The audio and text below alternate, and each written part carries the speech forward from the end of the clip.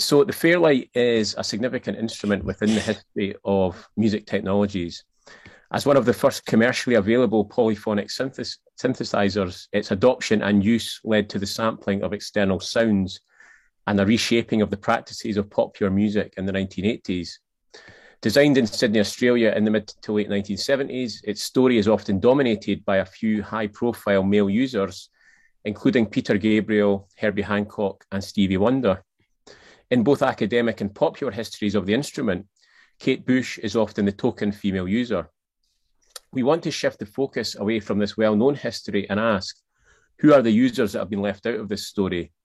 Where are the female users who may have been inspired by Kate Bush, but who are not part of this familiar narrative?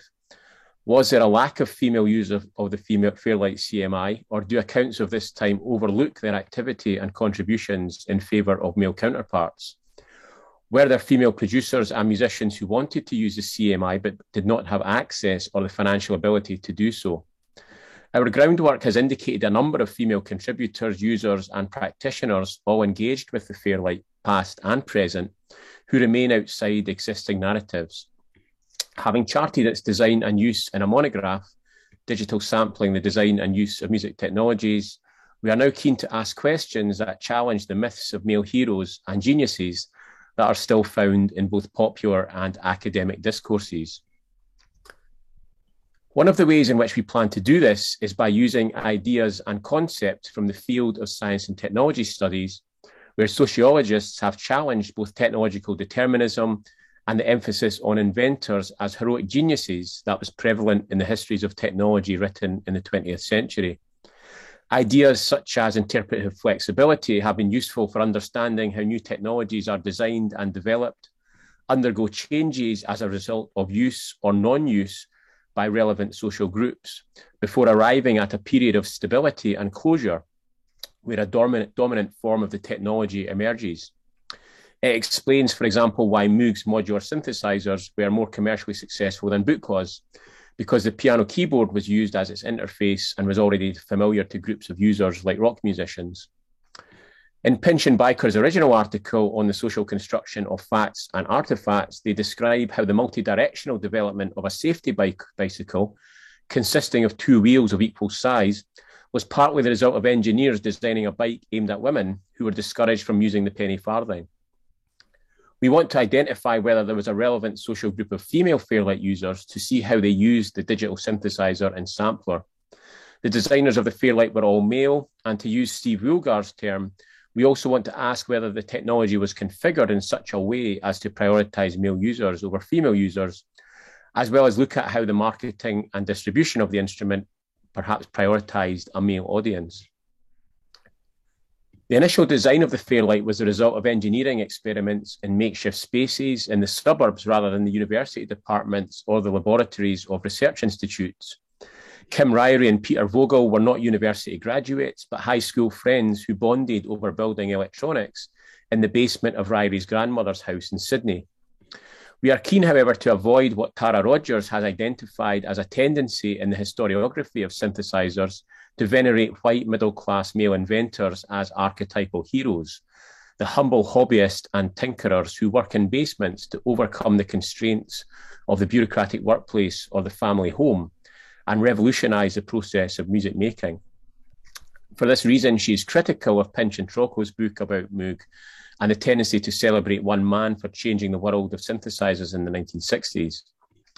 In her article, Tinkering with Cultural Memory, Gender and the Politics of Synthesizer Historiography, Rogers explains how the absence of women in the histories of sound technologies is related to the maleness of engineering cultures.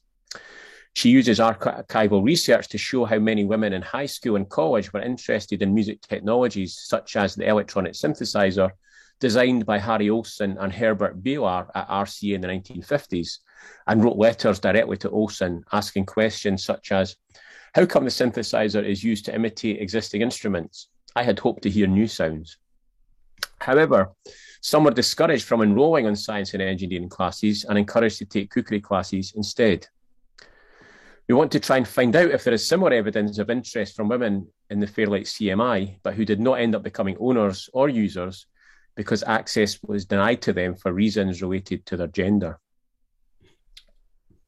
Kate Bush was first a user and then an owner of a Fairlight CMI. As the most well-known female user, she is a key figure in a story about the male-dominated worlds of engineering and electronic music. Samples of broken glass, cocking rifles, and other sounds of everyday life were used on her album Never Forever in 1980. As Bush assumed more control of the production process on this album and its follow-up, The Dreaming, in 1982, the perception of her as a pioneering user of the CMI contributed to her move away from the stereotype of the teenage pop prodigy. She was hailed in One Music Technology magazine as a vital and innovative composer, singer, keyboardist, and producer who has shaped a uniquely personal and organic sound, end quotes. Of course, the organic sounds in Bush's music were the result of using highly sophisticated computer-based instruments like the Fairlight, and its sounds were also shaped by what's called support personnel like Richard Burgess. Howard Becker's term is also relevant to the role of other women that we have so far identified as Fairlight users. In the worlds of sound engineering, Susan Rogers worked with Prince and a Fairlight on his Sign of the Time album. And Jerry Palumbo was a music student at the Juilliard School in New York when she was introduced to the CMI, and as a result became a sports broadcasting engineer. In the worlds of pop and rock, Anne Dudley was a key member of the Art of Noise, though it's not clear whether she provided string arrangements and programmed the Fairlight on their avant-garde chart hits. While the Fairlight was used on albums by artists like Julia Downs, Tasmin Archer, and Kim Wilde in the 1980s, their lack of cultural capital or commercial success has led to them being ignored both by music journalists and academics in the writing of histories of digital sampling.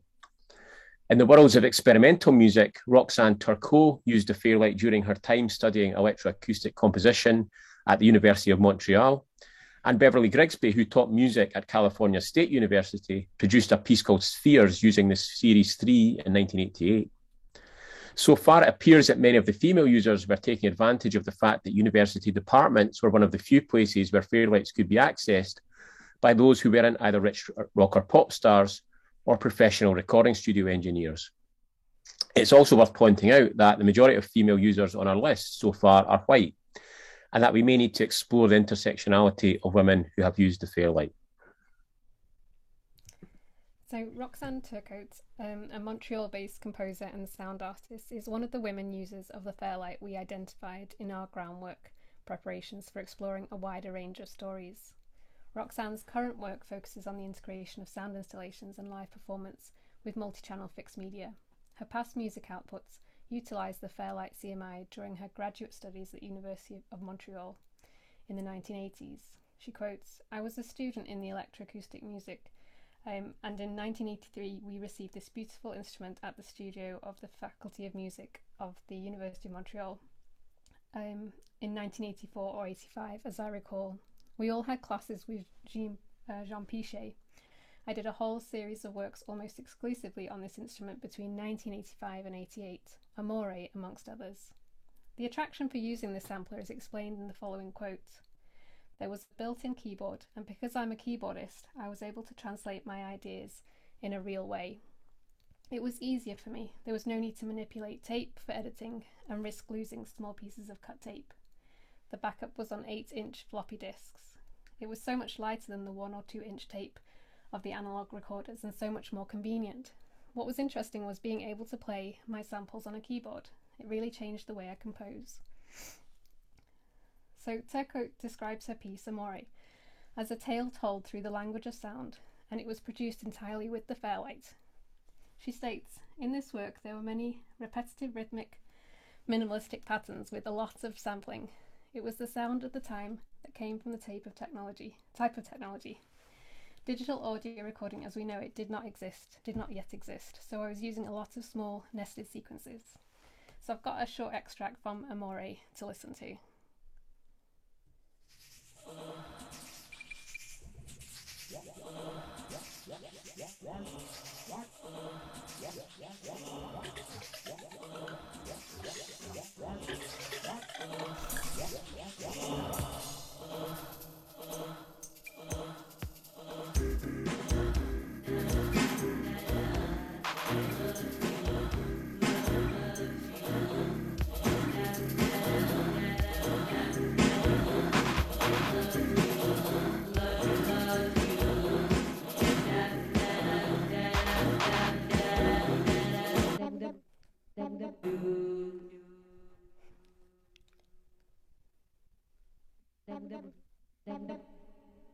conversations with Turco indicate further insight regarding universities as home of Fairlight samplers. Tracking the distribution of these instruments in music and music technology departments may tell us more about who had access to the Fairlight sampler technology and reveal further users and creators interacting with the instrument.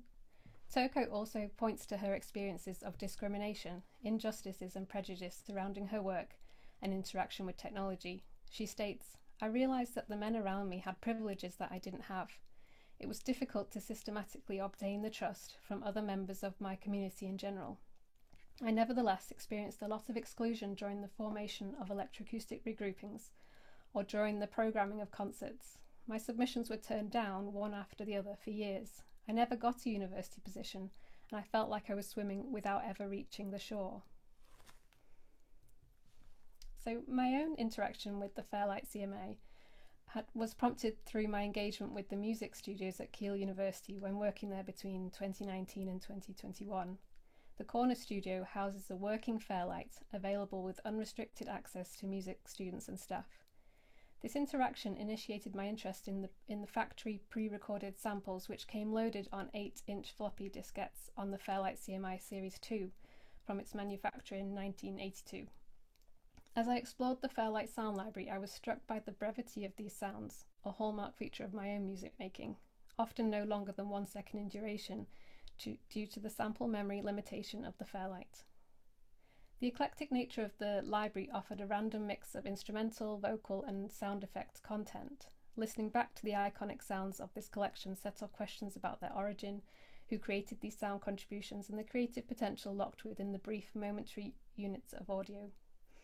As I sifted the library for sound material for my own music making, I pondered where these had been sourced from and who might the contributors be of these sounds. I dug deeper into the sample labelled Syrah, also known as R1, on some of the versions of the factory library, which has gained legendary and iconic status amidst the range of samples appearing in this library. It encapsulates the Fairlight sound along with the infamous Orc 2 sample. So I'll just play this Syrah sample for you.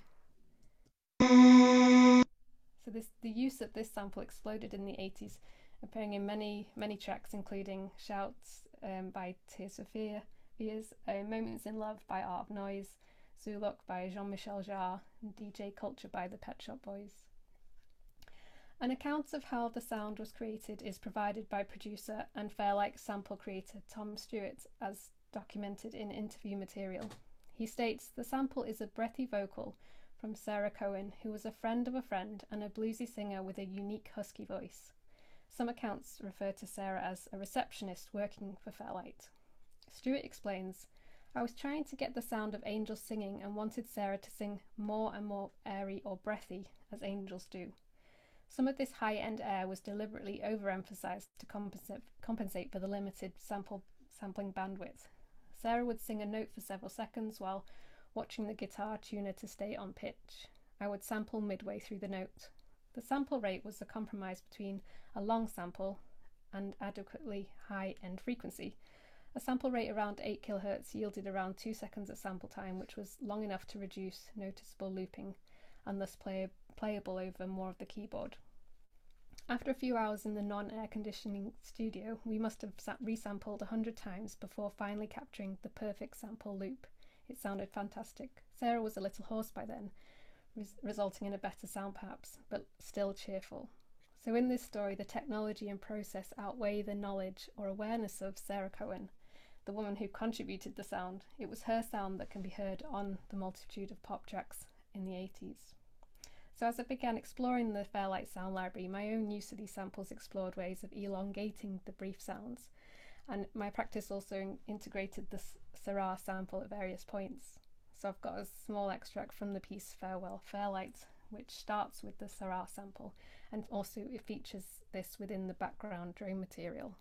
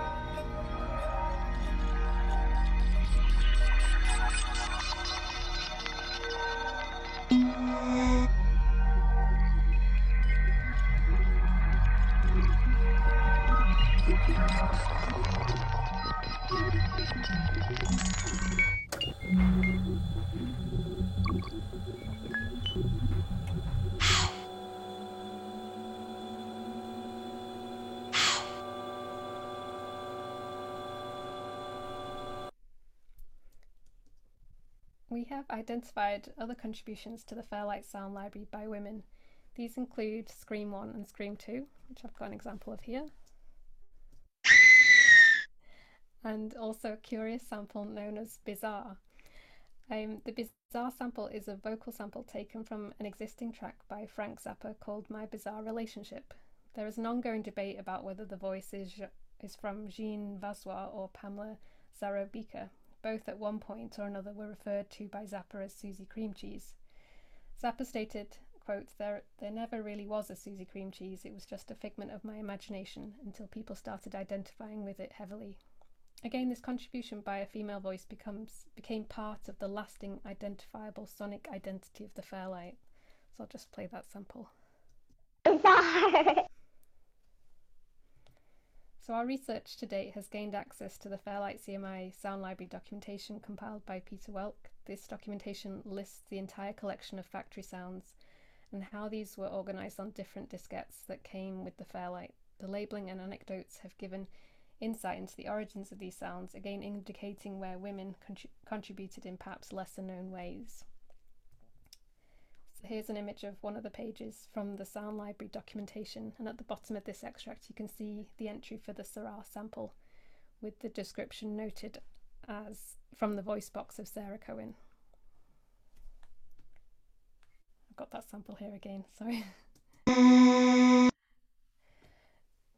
Our groundwork to date has indicated that there are many more stories to be told about the women users of the Fairlight, including lesser known contributors, and building a network of users, practitioners, music technologists, and those involved with the early beginnings of the historically important sampler could reveal more about its untold past. We are currently preparing a research network grant application that gives various platforms for women to share their insights, experiences, and music making, and simultaneously inspires and promotes future creativity with the Fairlight and its legacy paraphernalia such as the Sound Library or the downloadable tablet app. We also want to capture oral histories and celebrate the work of these individuals by working with museums and exhibitions to share this knowledge widely. So the network we propose focuses on 3 main events, the first being something on sampling historiography, gender and female users of the Fairlight. Second is following the Fairlight CMI, design, distribution and materials. And the last one, expanding the sounds and voices of the Fairlight CMI. What we want to do is continue bringing the many stories of this instrument to life, crossing disciplinary and institutional boundaries. We want to hear from more voices about how they continue to connect with the Fairlight as technologists who are involved in its repair, who educate synth enthusiasts and other members of the public about its history, as composers who work with its library sounds to produce new works of sound art, and as museologists working on projects to produce new ideas and ways of encouraging museum audiences to interact with musical instruments, as we heard from Annie earlier today. This work is important now not only to capture oral histories from those able to contribute to these discussions, but also to write more nuanced histories, engage young learners, and excite those new to electronic music and its technologies. Seeing diverse role models and understanding the important ways that women have contributed to the development of music technologies provides powerful influence for future generations. Without these in place, the story of digital sampling and its technologies is only half told, and the achievements of innovation and excellence are reduced to the female figures associated with the instrument. So a last thought before we finish. As we return to these histories to fill the void on women's stories, shedding light on their unknown achievements, we are wary of the contemporary situation that also remains in jeopardy or at risk. How do we prevent these oversights taking place in real time or in future recounts of our musical past? Those with the responsibility and privilege of writing on or about music's rich and varied past are the gatekeepers of this reporting and builders of knowledge. I believe this responsibility is wider spread in the case of acknowledging music technology's past, where blog posters, website creators, archive holders and technology enthusiasts together share this duty. So thanks for listening.